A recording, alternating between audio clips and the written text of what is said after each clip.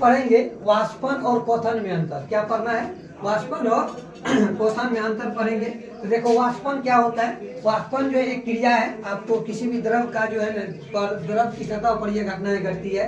इसका डिफिनेशन हम पहले देख लेते हैं। जिस ताप पर कोई द्रव जो है वाष्प में परिवर्तित होने लगता है, तो जिस ताप पर कोई द्रव क्या करेगा, वाष्प में परिवर्तित होने लगेगा, उस क्रिया को हम लोग क्या बोलते हैं, वाष्पन करते हैं। अब इसका सामने जो क्वथन है, क्वथन के बारे में पढ़ेंगे। इसका डिफिनेशन क्या होगा, जो है जिस ताप पर कोई द्रव उबलने लगता है, क्या होने लगता है, उबलने लगता है, उस ताप को या उस प्रक्रिया को हम लोग क्या बोलते हैं, क्वथन की क्रिया कहते हैं।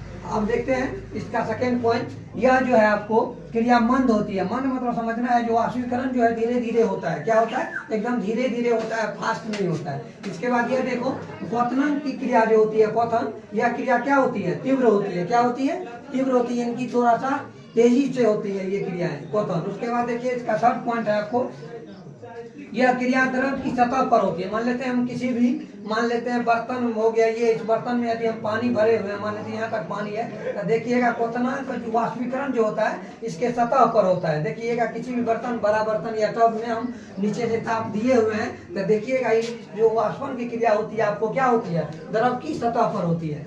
यह क्रिया जो है आपको, यह क्रिया संपूर्ण द्रव में होती है। यानी क्वथन की जो पॉइंट होता है आपको, इंटरनल द्रव हो गया, मान लीजिए द्रव के आंतरिक भाग, ऊपरी भाग, टोटल संपूर्ण द्रव में यह क्वथन की क्रिया होती है। यह था इसका थर्ड पॉइंट।